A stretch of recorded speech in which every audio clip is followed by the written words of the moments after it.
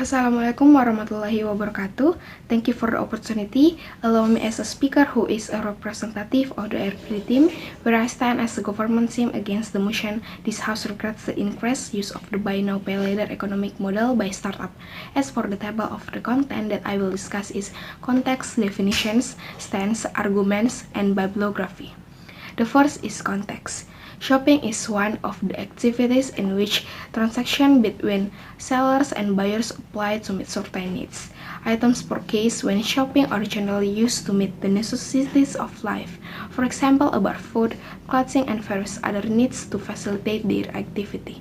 Now there are many ways to shop. In addition, the payment method has also undergone renewal in recent years. One method that is currently being used is pay later. Pay later is a payment method that is done by delaying or paying in installment the amounts of the bill in a transaction. Usually, pay later is offered by digital companies and startup is as an alternative payment method that can be used. The second is definition.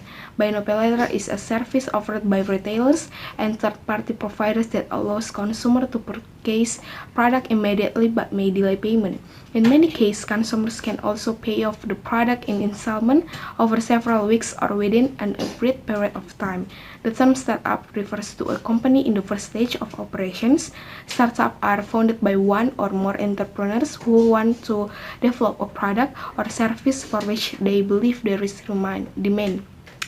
These companies generally start with high cost and limited revenue, which is why they look for capital from a variety of sources, such as a venture capitalist.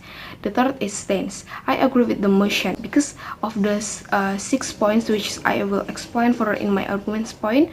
Next, the fourth is arguments. First is consumptive because of the promise and low loan values. The disadvantage of the pay later value is that it makes user more wasteful. With a low loan amount, you will tend to make it easy or feel you can pay it later after payday. In fact, wasteful habits like this can damage your financial management. This happens because you go crazy and don't think long when buying items that are not a priority just because of big promos or discounts. For example, you are really considering whether to go on vacation or not. However, when there is a cashback promo that is large enough, you immediately order a plane ticket with the pay later feature without hesitation. As a result, you will be surprised to find out how many unnecessary expenses you have. The second is cultivate debt. This one deficiency you may not feel immediately, but gradually, without realizing it, can form and affect financial condition in the future. When using pay later, you indirectly get used to being in debt or paying in installment. Later, if you have difficulty paying the installment when they are due, but keep repeating the same habits the following month. As a result, you become easy in debt and trapped in a debt circle that never ends. The third is potential to create a deficit financial balance. It's wasteful and continues to be in debt. Gradually, it's not impossible that your balance sheet will run into a deficit. This has happened in a lot to credit card customers who end up being billed by debt collectors. The cause of pay later making your finance versus expenses that you greater than the income you have. The fourth is interest and fines. One thing that needs to be considered from pay later service is the value of interest or penalties that must be paid.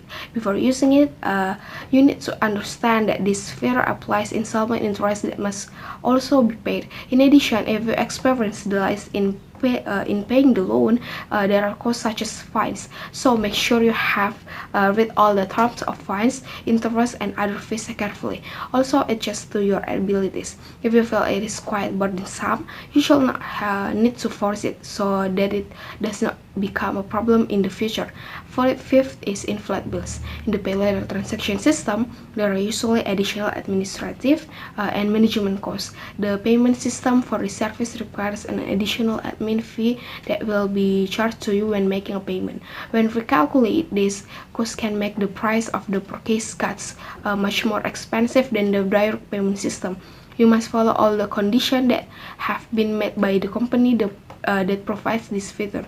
If we continue to be in debt, gradually there will be a build-up of bills from the accumulate external costs that swell. This is not something that is good for your finance. Six is lack of identity security. Lastly, pay later disadvantage is the lack of personal data security. When registering to activate this feature, your personal data will definitely be requested, such as an ID card. This can be a danger when there is a data leak that occurs, or data might be stolen by irresponsible people. Indeed, this data leak is not our fault, but in fact that is a weakness in an internet world.